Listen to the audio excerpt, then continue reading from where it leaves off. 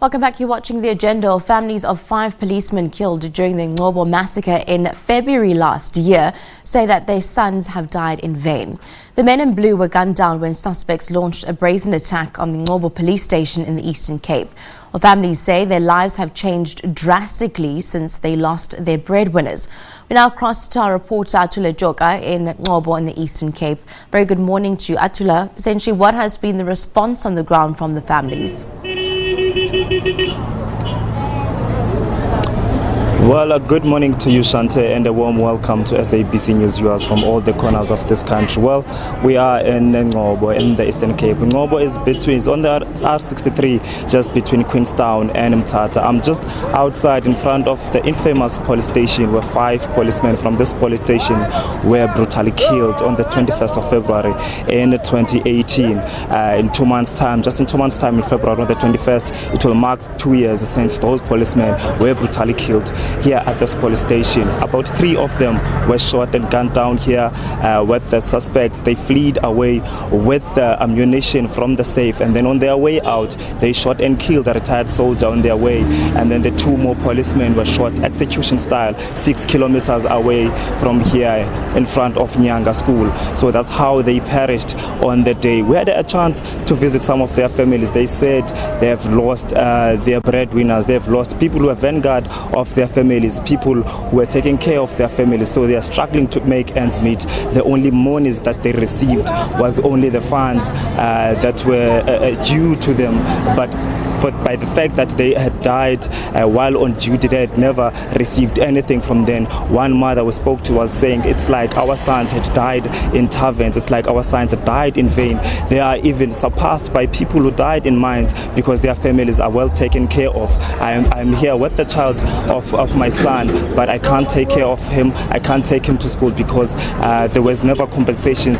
Some of the promises that were made by the people who came here were never met. We did put an inquiry to the police authorities. They were saying we must specify who made those promises, because when tragedies like that happen, various people come and make promises. So it is not clear as who made those promises, but they say they never received any money by the fact that their sons had died while they were on duty. So they are struggling to make ends meet. We understand that 5 of those suspects which were arrested here are still facing trial. They will be appearing at the Mthatha High Court also in February as well, 5 of them, and we understand that 2 of the brothers were also arrested. One was arrested for being in possession of an unlicensed firearm and defeating the ends of justice, was released on a 10,000 bail, and he's outside. And one of the brothers was arrested on charges of assault, sexual grooming, because a lot of things culminated, a lot of things unfolded after what happened in that church. We understand that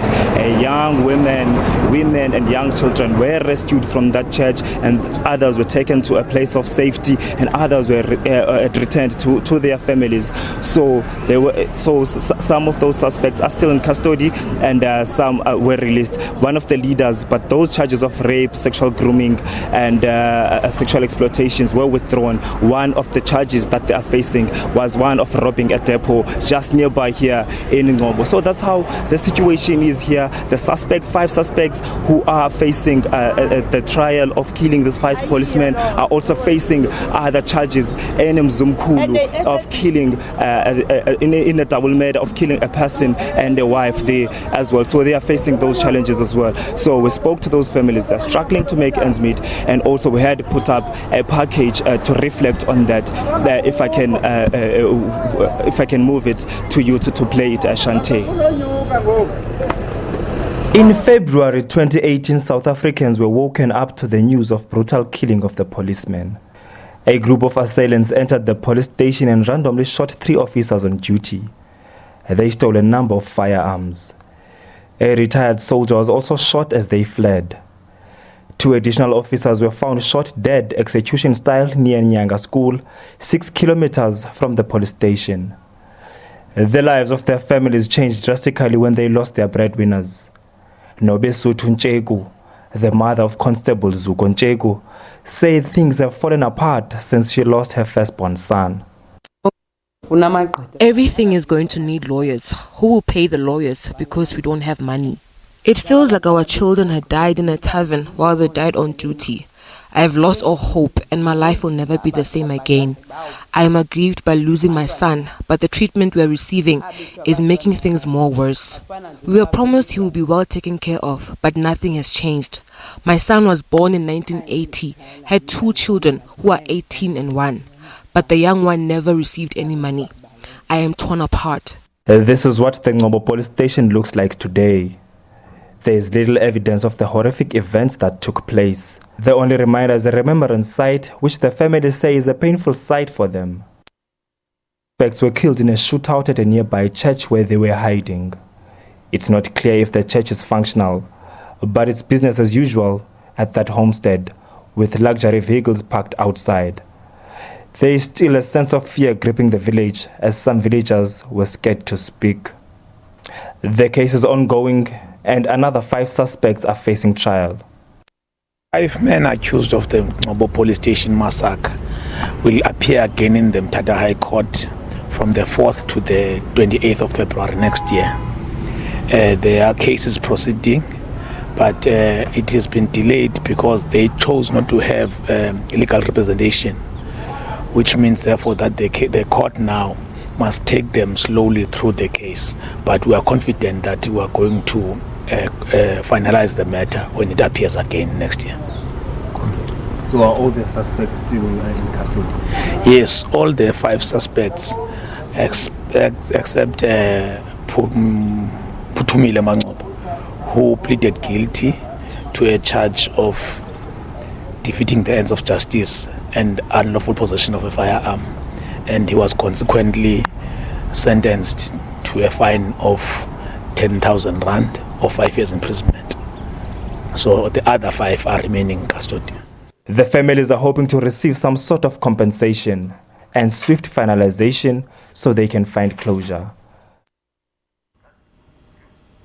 Athule, you've spoken to the NPA. They have given you details as to when the case is going to proceed. What other details do we know about the case, and what has the reaction been from the community in terms of the way that this case specifically has been handled, and that it seems at the homestead where these suspects were actually shot, it seems as though it's business as usual?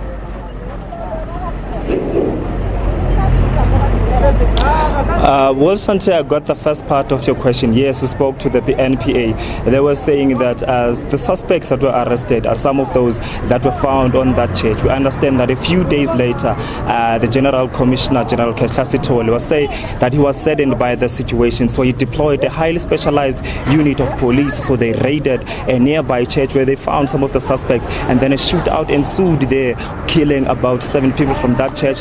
3 of them are from the Ngcobo 7 Angel Ministries, because the name Ngcobo 7 Angel Ministries is named after the 7 brothers. So 3 of the brothers perished from there. So he was saying that some of those people that were apprehended are the people from that church, and one of the brothers who was also arrested on other charges such as your rape, sexual grooming and sexual exploitation.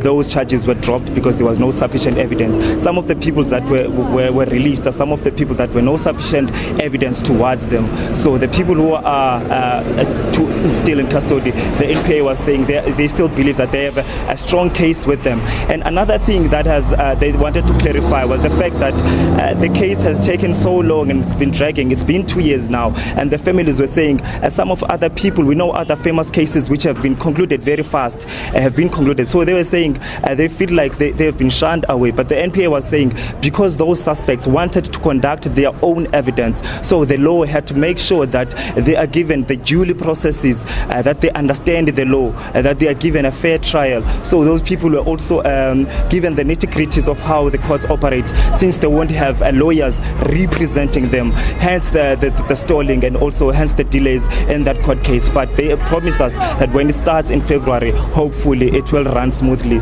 and we will see people who have done wrong brought to book. We will see what will happen from there. Shante.